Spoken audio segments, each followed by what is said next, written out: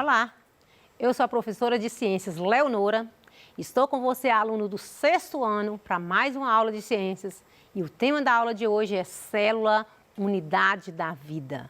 Então, hoje, nós vamos abordar aí a célula como unidade básica formadora de todo ser vivo. Então, espero que com a aula de hoje você venha aí reconhecer a célula como unidade estrutural dos seres vivos, conhecer a importância do microscópio eletrônico para o estudo da célula, identificar as organelas presentes nas células animais e vegetais, como também diferenciar uma célula procariótica de uma célula eucariótica. Então, vamos aí pensar aí comigo de que são formados seres vivos. E eu te pergunto, você já ouviu dizer que todo ser vivo ele é formado de célula? Célula é a unidade básica formadora de todo ser vivo. Mas teve uma aula aí que eu conversei com você sobre isso e nós falamos que existe um único ser vivo que não é formado de célula, que são os vírus. Os vírus são seres acelulares, ou seja, eles não são formados de célula. Mas então, por que eles falam que eles são vivos? Pela capacidade que eles têm de reproduzir. Então, os vírus são os únicos seres que não são formados de célula. Do mais, todos os seres que existem são formados por célula. Os seres vivos, existem aí essa característica básica, que é a organização celular, e existem aí outras características também que vai diferenciar um ser vivo de um não vivo. É o movimento, é a respiração, é o metabolismo, são várias características que os seres vivos têm e que uma matéria bruta não tem. Então, se a gente for pedir para você listar aí a diferença de um ser vivo para uma matéria bruta, logicamente você vai dar aí em muitas e muitas alternativas aí por que um ser é considerado vivo. Mas a gente vai abordar aqui hoje que a célula, a organização celular é primordial para formar um ser vivo. Então, todo ser vivo é formado por célula, é a unidade estrutural do ser vivo, que ela é responsável aí por todo o funcionamento do corpo. Então, cada célula, ela é formada por outra pré-existente, ou seja, a célula, ela reproduz, ela passa pelo estágio de reprodução. Isso significa que ela tem essa capacidade de reproduzir e outras células iguais a ela.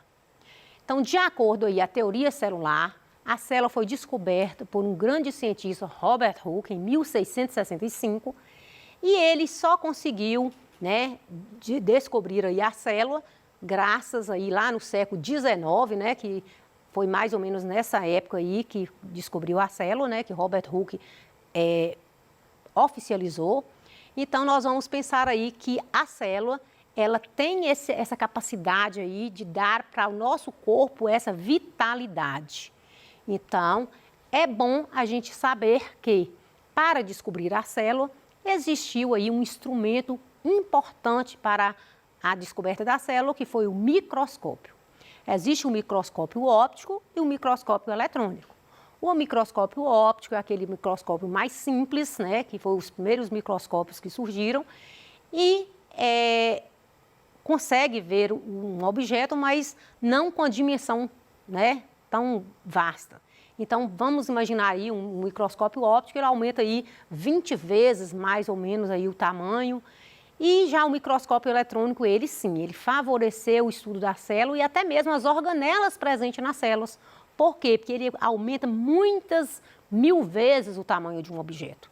Então, a célula pode estudar não só a célula em si, mas até mesmo as organelas, as estruturas presentes dentro de uma célula. Porque o microscópio eletrônico ele pode aumentar 300.000 vezes, permitindo aí que a gente possa ver as estruturas das células. As células, elas foram descobertas, graças ao desenvolvimento do microscópio, principalmente o microscópio eletrônico, por causa da capacidade que ele tem de ampliar o tamanho dos objetos.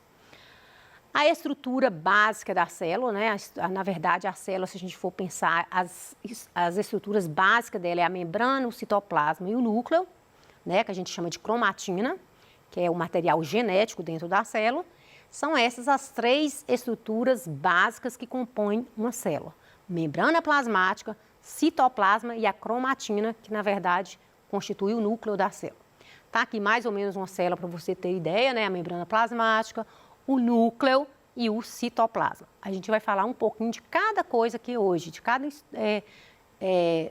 estrutura dessas aí.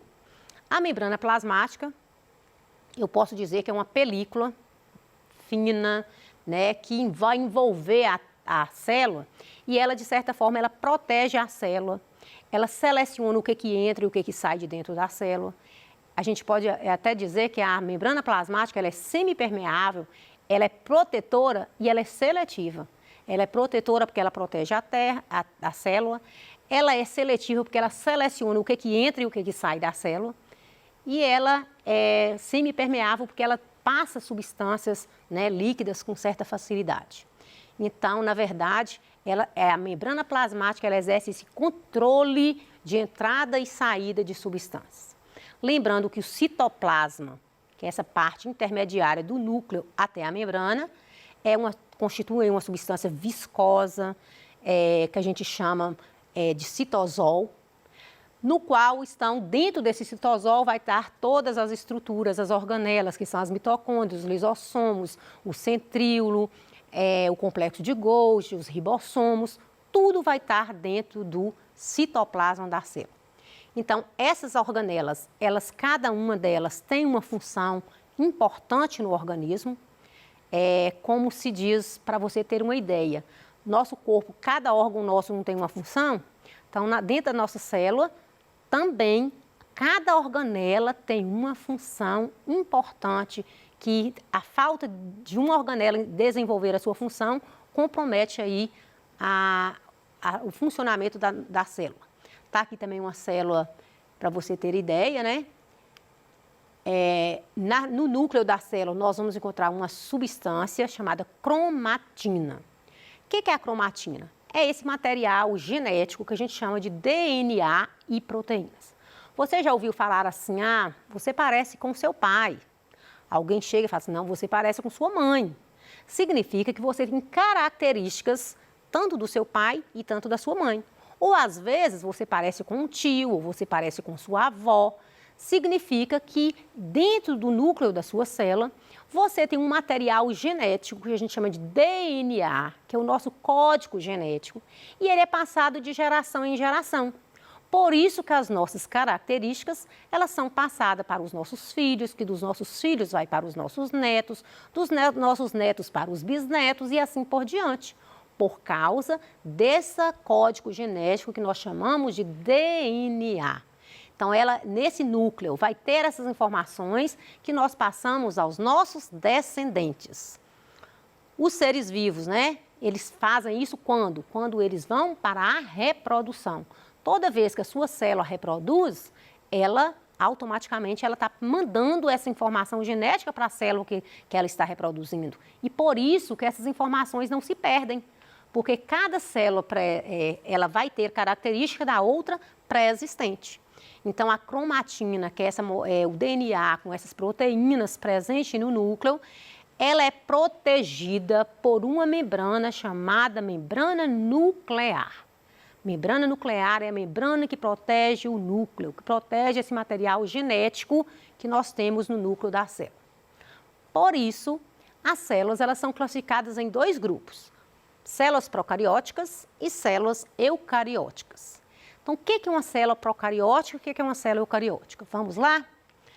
Vamos aqui uma célula procariótica, tá vendo? E aqui é uma célula eucariótica. Então, se você for ver a complexidade aí, você vai ver que a célula procariótica é uma célula mais simples. É uma célula bem mais simples que a eucariótica. Então, nós vamos encontrar a célula procariótica, né? Nós vamos encontrar o que na célula procariótica? Nós vamos encontrar uma parede celular, nós vamos encontrar um material genético, né, que é a cromatina, que está solto ali no citosol, não tem um núcleo individualizado. Esse material genético não está protegido pela membrana nuclear. Então, uma característica básica dos seres da célula procariótica é que o núcleo não tem membrana nuclear protegendo esse material genético. Ele está solto lá no citoplasma da célula. Então, geralmente, ele tem um envoltório externo, que a gente vai chamar de membrana plasmática, também chamada de parede celular. Então, a célula procariótica, você vai encontrar a parede celular, você vai encontrar uma organela chamada ribossomo e você vai encontrar esse material genético solto, sem estar protegido por uma membrana. Ó, para você ver como é que ele está, o material genético bem solto, você não tem um núcleo individualizado. Então, os dois grupos de organismos que a gente conhece aí de células, seres procariontes, nós vamos falar que são as bactérias, por exemplo, né? São seres procariontes, tem parede celular e não tem um núcleo individualizado.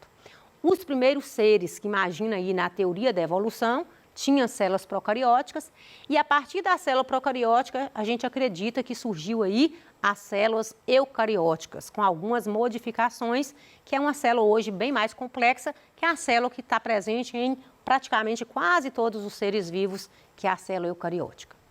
Vamos conhecer um pouquinho sobre essa célula? A célula eucariótica é a célula que pertence ao nosso corpo, ao meu, ao seu, a todos os seres vivos. E ela tem aí um núcleo, que se está o material genético protegido aí, essa cromatina nesse material genético, está protegido por uma membrana nuclear, ou seja, está delimitado ali por uma membrana, e que nós vamos ter aí os animais, as plantas, fungos, algas, protozoários, todos são exemplos de seres que têm células eucarióticas. Você vai ver que é uma célula bem mais complexa, não é isso? Aqui é uma célula vegetal, eucariótica vegetal. A célula vegetal ela é diferente da nossa, por quê? Porque a célula vegetal ela tem aí parede celular, ela tem um vacúolo, ela tem o cloroplasto que vai dar aquele pigmento, né, de clorofila para a planta. Então, é um pouco diferente da nossa, e a nossa não tem essas estruturas. Já uma célula animal, você vai ver aí, ela não tem parede celular, ela tem membrana plasmática, ela vai ter os ribossomos, ela vai ter o retículo endoplasmático, ela vai ter aí os lisossomos, os centríolos, são estruturas aí presentes numa célula animal. Mas não preocupa não que eu trouxe uma célula para você ver e a gente vai falar um pouquinho sobre essa célula ainda hoje. Então, as células, as organelas celulares, são várias, né? Que são as mitocôndrias, os lisossomos, os centríolos, o retículo endoplasmático. São as organelas que estão dentro da célula, cada um com sua função. Então, nessas organelas, nós vamos falar que acontece todas as atividades da célula. Então, existe aí, né, que eu trouxe para você, hoje a gente vai construir também uma célula, né, eucariótica. Vou ensinar você a construir essa célula aí na sua casa. Então, entre as células eucarióticas, animais e vegetais, existem diferenças na sua estrutura. Como eu falei para vocês, as células animais não apresentam parede celular, nem cloroplasto e nem grandes vacúolos. A célula animal não tem, só a vegetal que tem. Vamos pensar aí de construir um modelo de uma célula. Eu trouxe a célula para vocês conhecerem, mas vocês vão utilizar esse material aí para construir uma célula na sua casa. Mas antes eu vou mostrar para você a célula que eu fiz, né, que eu construí, que eu quero que você construa aí na sua casa também. Você pode utilizar aí papelão, pratinhos, o que você tiver na sua casa. Então, você pode aí construir uma célula eucariótica e vamos falar um pouquinho sobre cada estrutura dessa. Essa parte rosinha aqui, ela simboliza a membrana plasmática. Então, ela é a membrana plasmática, eu falei para você que ela é semipermeável, ela é protetora, ela é seletiva, ela controla a entrada e saída de substâncias da célula, o que entra e o que sai da célula, ela faz esse controle, que é essa membrana plasmática que representa essa parte de rosa, né? Depois, você vai encontrar essas bolinhas vermelhas aqui, são os ribossomos. Ribossomos, ele é que sintetiza a proteína para a célula. Então, toda a parte de proteína que chega dentro da célula, quem faz a síntese dessas proteínas é essa estrutura chamada ribossomos. Então, ele sintetiza as proteínas. Você está vendo essa estrutura azul? Ela é o retículo endoplasmático. Esse retículo endoplasmático, ele tem a função de transporte. Então, ele faz o transporte, inclusive existe o retículo endoplasmático liso e o rugoso, que vocês vão estudar mais para frente isso aí. O liso, o rugoso, é aquele cheio que carrega esses ribossomos para fazer a síntese de proteína. Então, você está percebendo que esse retículo endoplasmático, ele tem a função de transportar. Ele transporta os ribossomos dentro da célula. Você está vendo essa estrutura que a gente chama complexo de Golgi. Complexo de Golgi são esses saquinhos que ele tem a função de armazenamento. Eu costumo dizer que o complexo de Golgi é o nosso armazém, a nossa despensa. Então, nós guardamos aquilo que a gente quer alimentar na despensa da nossa casa. Então, pensa aí que as proteínas, elas são armazenadas aqui no complexo de Golgi. O complexo de Golgi armazena as proteínas para nós. Está aí no seu PET. Os lisossomos são essas estruturas aqui mais verdinhas que você está vendo. Né? Eu coloquei só 2, porque na verdade a nossa célula não tem muitos lisossomos. Os lisossomos, ele faz a digestão celular. Então, a digestão celular é feita pelos lisossomos. Então, e essas bonitinhas aqui é feita, são chamados de centríolo, né? Aliás, mitocôndrias. Mitocôndrias são essas estruturas rosinhas aqui, que ela é o centro de energia da célula. Ela faz tanto a respiração celular, como ela faz também, ela libera, a energia da célula é graças à mitocôndria. E lembrando que tem uma estrutura também próxima ao núcleo chamado centríolo, que faz a divisão da célula, contribui aí para a divisão. Você está vendo essa estrutura maiorzinha aqui no meio? É o núcleo. O núcleo celular, nele tem aí esse patrimônio genético, que é o DNA, que eu tentei simbolizar por essas estruturas aqui mais clarinhas, que são os cromossomos, que vai ter o nosso patrimônio genético. Então, as nossas características dos nossos pais, as nossas características estão aqui nos nossos cromossomos, no nosso DNA da célula, que está dentro do núcleo. Então, essa é uma célula animal.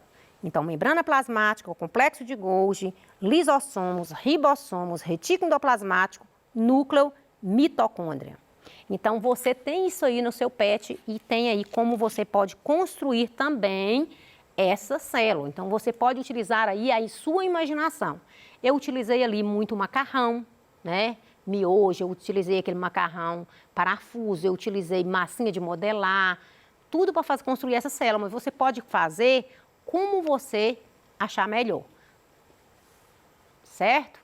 Então, tá aí a dica para você construir uma célula. Você pode usar até frutas, né? O mamão, por exemplo, dá para você brincar muito ali com o mamão, construindo várias estruturas.